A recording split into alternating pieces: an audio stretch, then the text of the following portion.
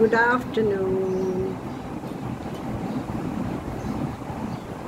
आज mother's day, त्यामुळे माझी डॉटर मला भेटायला आली होती.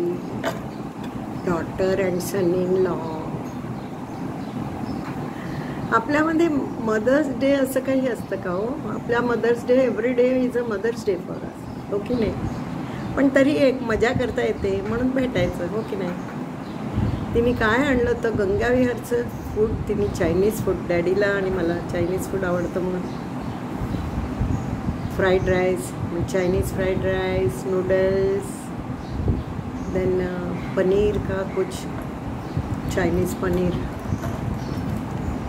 एंड सम पकोड़ा जैसा था, वो भी बहुत अच्छा था, very nice. And then to round it up it was we rounded it up with mango ice cream from Naturals. नॅचरलची दुसरी एक आली आहे म्हणे कंपनी आहे, काय NIC का असं काहीतरी, NIC. ते ह्याच्याहून चांगलं होतं म्हणतात. खरंच छान होतं. एक मँगो, प्युअर मँगो, आणि एक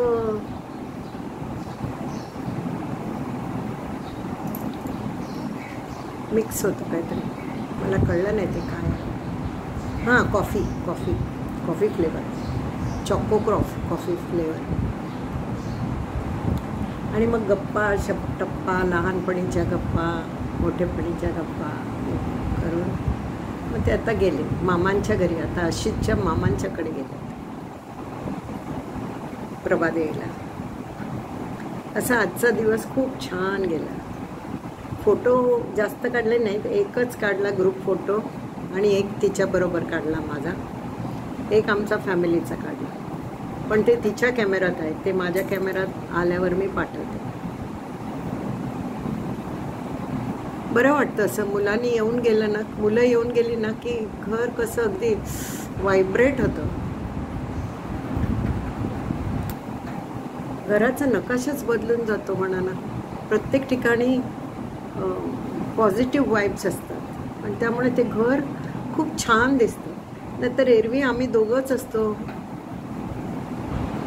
एकदम शांत आहे. आता हे येऊन गेले की नुसतं गलबलाट नसतात. दोघेच असले तरी, माझी एक आनंदित असली तरी पुरे, हो, गलगलाट करायला तिला सांगायलाच नको. इनफॅक्ट ती जेव्हा गप्प असते ना तेव्हा नवरा तिला विचारतो, are you okay, is something wrong with your health, असं. एवढी तिला बोलण्याची आवड.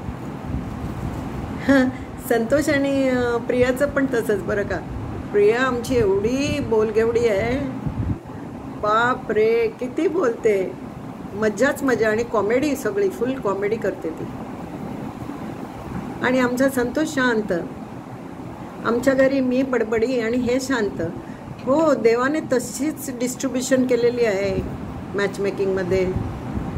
कारण दोघांनी बोललं तर ऐकणार कोण? किंवा दोघेही शांत बसले तर मग विचारायलाच नको. सो दोघांनी एक बरोबर अशी वाटणी केलेली आहे देवाने. गंमत येते. एवढंच काय, आमचा अक्षय, माझा नातू, तो शांत, गौतमा दिबुदा, आणि त्याची बायको चुलबुल चुलबुल चुलबुल चुलबुल. एक मिनिट एकच जीभ शांत राहत नाही, म्हणजे फोर्सफुली शांत ठेवावी लागते तिला, नाहीतर ती आमच्या आनंदितासारखीच आहे. बडबड बडबड बडबड. आणि माझी नातवंड ती पण तशी बोलकी आहेत, पण they are a mixture of both. माझा तनिष आहे ना संतोषचा, तो खूप बोलतो. आणि काय बोलते पण तेवढी नाही, पण बोलते, बऱ्यापैकी बोलते. तनिष चांगलाच बोलगेवडा आहे. आणि अर्चनाची मुलं, मला जास्त त्यांचा अनुभव नाही आहे, कारण ती राहतात बोरिवली, आम्ही राहतो इथे. त्यांचं येणं जाणं, त्यांचं कॉलेज, त्यांचे क्लासेस, आमचं भेटणं होत नाही, त्यामुळे मला त्यांची जास्त माहिती नाही. कोण बोलतं? मला वाटतं लोचना बोलते. लोचना इज व्हेरी आर्टिस्टिक, खूप छान ड्रॉइंग काढते, आणि तिला कॉलेजमध्ये सगळे वेल डिसिप्लिन्ड स्टुडंट म्हणून तिला अवॉर्ड मिळतं. And she is very good in her studies. आणि संजना पण तशीच, ती पण she is very good in her studies. She is doing law नाव. आणि हिचं शेवटचं वर्ष आहे वाटतं. मला ती त्यांची एज्युकेशनल हे कळत नाही मला, कुठच्या इयत्तेत ते वर्षात आहेत ते मला आठवण राहत नाही. सांगतात ती मुलं पण आम्ही विसरून जातो. एकूण काय तर माझी 5 नातवंड म्हणजे पंचरत्नासारखे आहेत. हो, पंचरत्न गोड आहेत पोरं, दिसायला पण छान आहेत, हुशार आहेत. देवाची कृपा, देवाची कृपा, प्रत्येकाला देवाची कृपा असंच म्हणावं लागेल. नाही तर आम्ही कोण हो, काहीतरी मागच्या जन्मी पुण्य केलेलं आहे म्हणून देवाने अशी मुलं दिली आहेत. अशी मुलं मिळणं खूप भाग्याचं हो, खूप दुर्लभ, खूप दुर्मिळ असं जनरल ओपिनियन आहे. मुलं, आई वडिलांवर प्रेम करणारी मुलं, त्यांचा सांभाळ करणारी मुलं खूप दुर्मिळ असा एक समज आहे. का? कोणी करून दिलाय तो समज? कोणी करून दिला? एक किलो तांदळात 4-5 खडे पडले आणि ते न वेचताच भात केला तर खडे लागतात ना. तसं आहे. त्याचा अर्थ सगळे तांदूळ खराब आहेत असं होत नाही ना. 4-5 खडे तर आहेत, ते काढून टाकायचे. हे तसं नाही. हे आपलं आता मीडिया आलाय ना, यूट्यूब उघडा, जिथे बघावं तिथे, फेसबुक उघडावं, सासूला सून त्रास देते, सुनेला सासू त्रास देते, बाहेर खालीपणा, हे असले सगळे निगेटिव्ह ॲटिट्यूड्स आहेत ना. निगेटिव्ह गोष्टी मॅग्निफाय करून दाखवतात, त्या खऱ्या असोत नसोत गोष्टी करून त्याच्या दाखवतात. आणि एक अश्लील गोष्टींचा भरणा करतात यूट्यूबमध्ये. त्याने पुढची पिढी खराब नाही का होणार? कारण मोबाईलवरचा सराव सगळ्यांनाच असतो, लहान मुलं पण टिक करून बघतात ना. मग जरा तरी मला वाटतं ते यूट्यूबवाल्यांचं आहे ना, जे काही सेन्सॉर बोर्ड त्यांचा, तो सगळ्या AI ने भरला असणार. त्यांना AIला फक्त हातपाय हलवता येतात, त्यांना ब्रेन नसते, इमोशन्स कळत नाही, ब्रेन्स कळत नाही.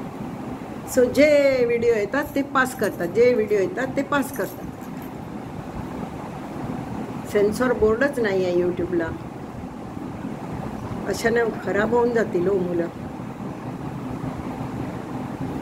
पण मी तरी बघितलेल्या फॅमिलीजमध्ये गरीबात गरीब, आता तुम्ही बघा, माझी गरीबात गरीब मैत्रीण, नाव नाही घेणार मी तिचा गरीब घरातली ती मुलगी, कोण नवरा देणार? वडिलांनी काय शोधायचं? आणि आमच्या जातीतला एक गरीब मुलगा, पण होतकरू मुलगा बघून घेतला.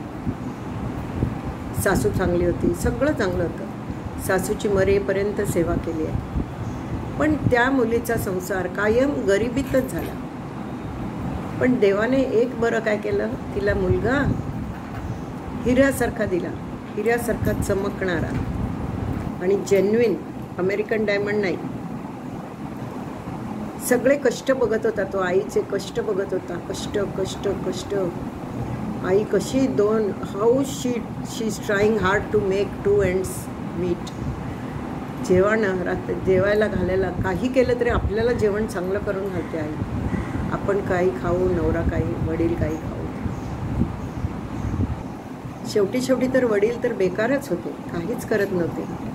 आणि मग त्यांना आजार पण आलं आणि त्याच्यातच ते गेले. पण ह्या मुलाचा अभ्यास 100त 100, 90-99% मार्क घेऊन खूप चांगल्या बालमोहन विद्या मंदिरात पास झाला, इंजिनियर झाला. त्याला परदेशात मोठी नोकरी मिळाली. तरी त्याने परत येऊन सुट्टीत आला तेव्हा सगळं घर अगदी छान करून घेतलं. आईला सगळ्या सुविधा उपलब्ध करून दिल्या. आईच्या नावावर पैसा ठेवला. तू आता एवढं काम करू नकोस, तुला कंटाळा येत असेल तर तू कामाला जा, म्हणजे विरंगुळा म्हणून जा, पण पैसे कमवायला जायचं नाही. आता एवढी वर्ष केलं, पुष्कळ झालं. आणि आरामात राहायला लागली ती. आणि मग तिला आपण आपल्या ठिकाणी घेऊन सगळं जग दाखवलं त्यांनी तिला. नातवंड झालं, नातवंडाला बघून आली. कोण म्हणतं हो मुलं वाईट असतात म्हणून? चांगली असतात. हा बघा, हा मुलगा एक चांगला दाखवला, आता दुसरा मुलगा मी दाखवतो, नाव नाही घेणार मी. आई वडील, बहीण आणि भाऊ दोघे.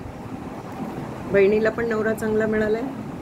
दोघेही फॉरेन कंट्रीत आहेत. एक इंग्लंडला आहे आणि एक अमेरिकेला आहे मुलगी. मुलगा इंग्लंडला आहे.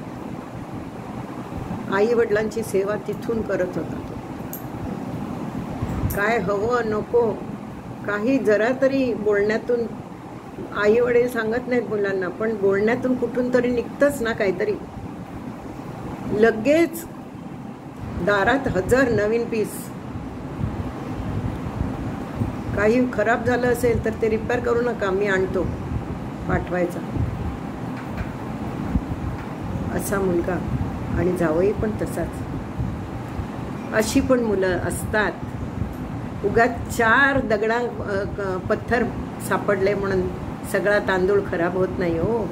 तांदळाचे दाणे पण असतात मोत्याच्या दाण्यासारखे. अशी किती उदाहरणं दाखवू मी, किती उदाहरणं दाखवू. आमच्या अर्चनाचा नवरा, बहीण विधवा झाली, 2 लहान मुलं होती. किती छान त्याने आई वडिलांचं घर आणि आपलं घर जवळजवळ आणून एकाच कॉलनीत आणून कसा त्याने सांभाळ केला आपल्या आई वडिलांचा. अशी पण मुलं असतात बरं. आमची मुलं, आम्ही सांगितलं तरी कळतं, नाही न सांगताही कळतं. ॲमेझॉनवरून फोन करून आम्हालाच कळत नाही ह्यांनी काय पाठवलं आहे. काय दरवाजावर बेल होते, दरवाजा उघडल्यावर कळतं ह्यांनी काय पाठवलं. आम्हाला कशाची गरज आहे ती आम्ही न सांगताच त्यांना कळते. अशी ही मुलं असतात हो. माझी मैत्रीण अँजिओग्राफी झाली आणि त्याच्यानंतर अशक्तपणा वाढला, बाहेर जाणं थांबलं. मुलांना वाटलं आता आईला गरज आहे, कोणी ना कोणी जवळ असायला पाहिजे. मग एक मुलगा बाहेर गेला की दुसरा मुलगा येऊन ड्युटी करून जातो, राहून जातो आईबरोबर. वडील नाही, दिवसाचं बसायला आणि कोणी मुलगी येऊन राहते. कसंही करून बॅलन्स करतात. एकमेकांचे हॉलिडेज, असं नाही की ते सबंध दिवस घरात राहतात, ते पण हॉलिडेजला जातात, यात्रेला जातात, इथे जातात तिथे जातात. पण आईवर लक्ष ठेवायला एवढ्या मुलामध्ये एक मूल तरी असतं. एक मुलगा आणि एक सून किंवा एक मुलगी, मुलीचा म्हणजे नातू असतात. अशी पण मुलं असतात बरं. आणि परदेशात राहून आई वडिलांना विसरून जातात. काय माणूस मेलं तर त्याला नाही, मला वेळ नाही म्हणतात.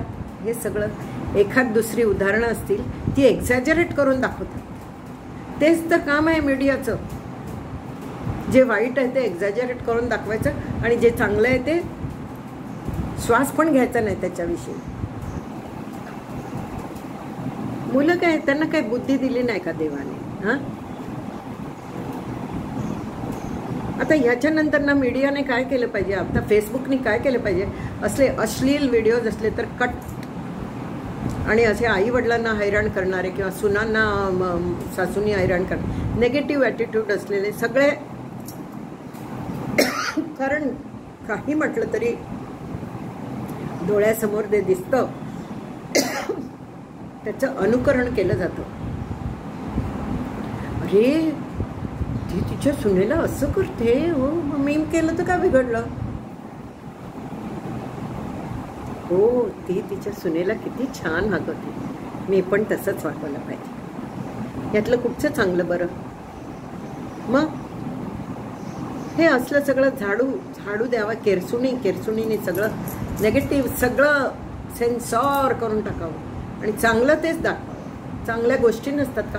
अश्लील गोष्टी मुलांनी वाचलं तर मुलांची डोकी फिरणार. मग सोसायटीमध्ये रेप झाला नाही तर आणि काय होईल हो? घरातल्या घरात मोठी माणसं लहान मुलींना खराब करतात हे दाखवतात घरातली लोक. हां हो, असतील 100त एखादं उदाहरण असेल, बरं 70% असतील, पण तुम्ही का दाखवावं? तुम्ही बॅन करा ना. अशा वस्तूंना पुस्ती देऊन तुम्ही जी चांगली माणसं असतील त्यांना खराब करणार. तुम्ही त्यांना वाटतं अरे तो करतो मग मी का नाही करू? त्याने तसं केलं, हा गोष्टीत होतं, असं असं केलंय, मी पण करून बघतो ना. लोकांना शिकवायचं तर चांगलं शिकवा हो, वाईट ते स्वतः कुठूनही शिकू देत. चांगलं शिकवा, चांगलं दाखवा, चांगलं बोला.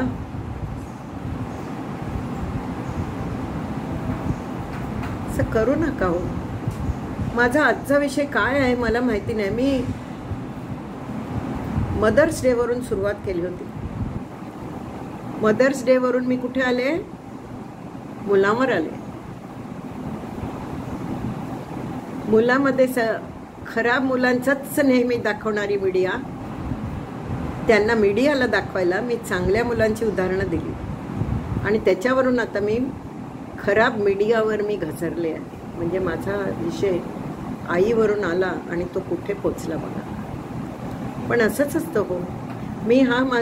मी चंद्रमा बिजूर व्हिडिओ केला आहे, तोच माझ्या मनातले विचार मांडायलाच केला आहे. जगात जे चालतं त्याच्यावर मला काय वाटतं आणि काय असावं काय असू नये असं मला वाटतं, ते माझं ओपिनियन सांगायलाच मी केलेलं आहे. त्यामुळे मी बोलायला बिलकुल कचरणार नाही. मला वाटतं त्या सगळ्या वाईट रूढी सवयी, ब्रॉडकास्ट, हे सगळं कुठेतरी सेन्सॉरशिप असायला पाहिजे. इथे कुठेतरी सेन्सॉरशिप असायला पाहिजे. सगळं AI आर्टिफिशियल इंटेलिजन्स म्हणून त्यांचा काही म्हटलं तरी त्यांना मेंदू नाही. मेंदू नसलेला माणूस वाटेल ते घुसवतो आणि मग त्याचा परिणाम मेंदू असलेल्या माणसावर होतो आणि ते मेंदूचा चांगला उपयोग करत नाही. खूप दयनीय स्थिती आहे, दयनीय. असू दे. आज मी खूप छान जेवले.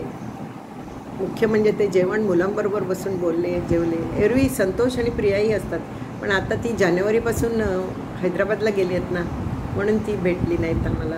आता येतील, ती पुढच्या एंड ऑफ मेला येणार, तेव्हा भेटणार.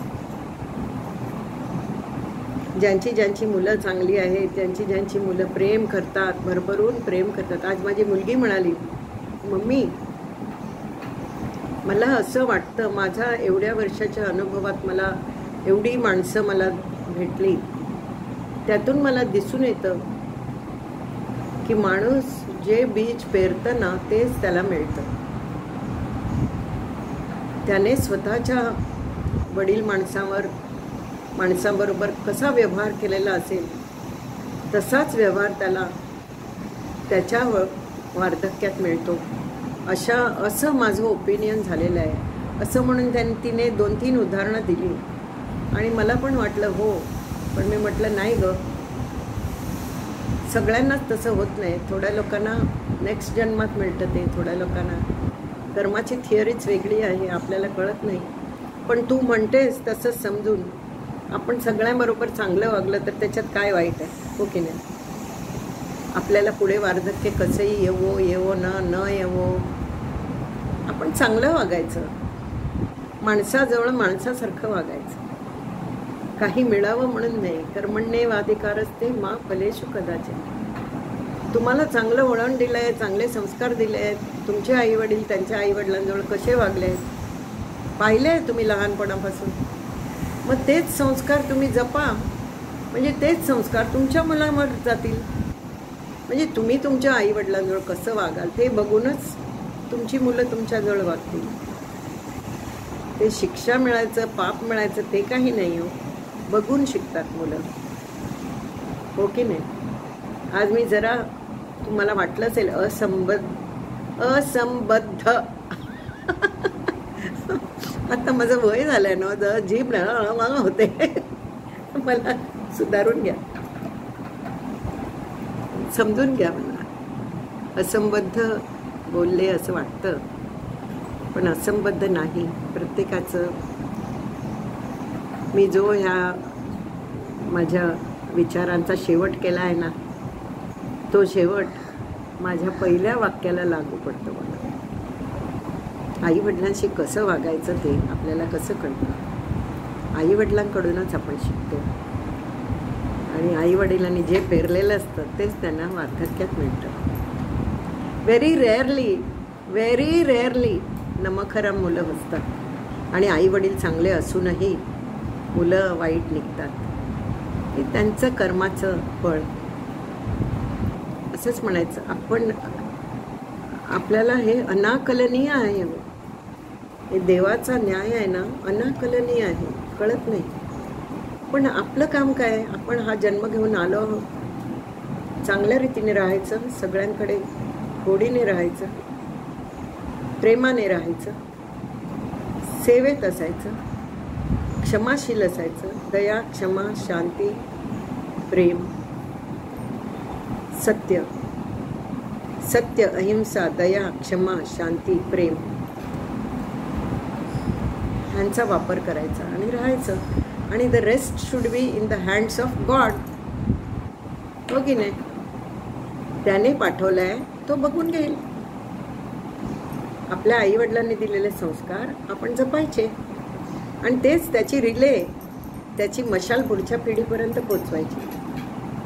एवढंच आपलं कर्तव्य आहे. जन्माला आलेलं कर्तव्य काय? आईवडिलांचे संस्कार घ्यायचे, ते घेऊन जीवन जगायचं, आणि ते मुलांच्या हातात सोपवून वर जायचं. झालं आपलं काम, ओके नाही? Okay, so let me take your leave. तुम्हाला सगळ्यांना मदर्स डेच्या शुभेच्छा. जय माता दी, जय गुरु.